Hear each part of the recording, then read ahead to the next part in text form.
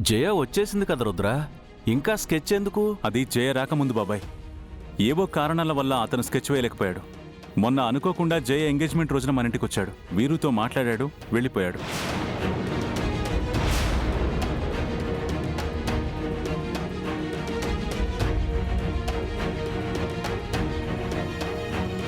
కానీ ఆయన వెళుతూ వెళుతూ ఒక బొమ్మ గీసున్న చాట్ని పడేసి వెళ్ళాడు.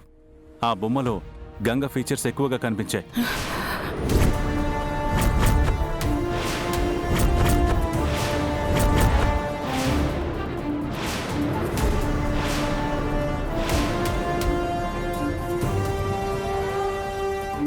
అది కూడా మేము సీసీటీవీ ఫుటేజ్ చూస్తే ఇదంతా తెలిసింది. అసలు అతను ఎందుకు వచ్చాడు? గంగ బొమ్మను ఎందుకు గీశాడు? అది తెలుసుకోవాలని ఆయన ఇంటికి వెళ్ళాం పెదనాన్న. ఆయన ఇంట్లో లేరు. ఆ తర్వాత ఆయనే నాకు కాల్ చేసి మిమ్మల్ని కలవాలి, మీతో అర్జెంటుగా మాట్లాడాలి, ఇంటికి రమ్మంటే మేము వెళ్తుండగా దారిలో యాక్సిడెంట్ అయి చనిపోయాడు. ఆయన ఆపదలో ఉన్నారని సేఫ్ చేద్దామని మేము వెళ్తుండగా దారిలో మీరు కనిపించి మమ్మల్ని తిట్టారు.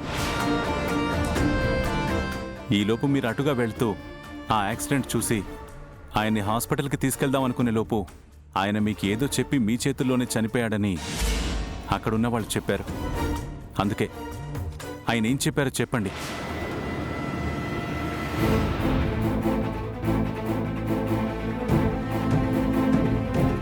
స్కెచ్ ఆర్టిస్ట్ ఏంటి, గంగ బొమ్మ గీయటం ఏంటి? మీకేదో విషయం చెప్పాలనుకుని చనిపోవడం ఏంటి? అంతా గందరగోళంగా ఉంది రుద్ర.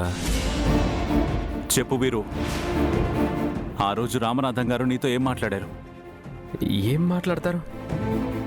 వేరే అడ్రస్కి వెళ్ళబోయి పొరపాటున వచ్చామన్నారు. విశ్వనాథ్ బాబాయ్ గారు కూడా మాట్లాడారు. ఆయన ఫంక్షన్లోకి రమ్మంటే ఏదో పనుందని వెళ్ళిపోయారు. అంతే. నాకైతే ఆ స్కెచ్ గురించి ఏం తెలీదు. పెద్దమ్మా, ఆయన మీతో ఏం చెప్పారో అదేనా చెప్పండి. అతను నాతో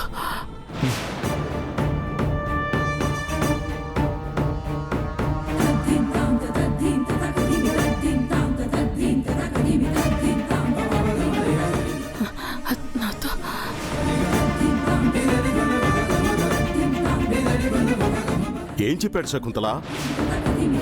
మీరు చెప్పే విషయాలు బట్టి చాలా నిజాలు తెలుస్తాయి. ఏంటో చెప్పండి అమ్మగారు.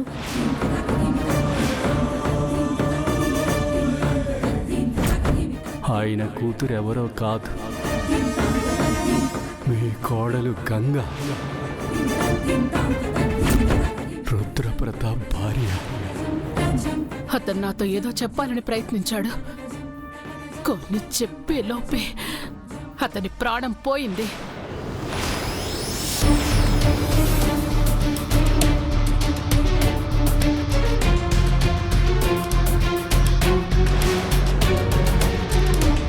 కానీ అక్కడున్న వాళ్ళందరూ ఆయన మీతో ఏదో చెప్పాడని చెప్తున్నారు. నాతో ఏదో చెప్పడానికి ప్రయత్నించాడు అంతే, ఏమీ చెప్పలేదు అంటున్నాను కదా.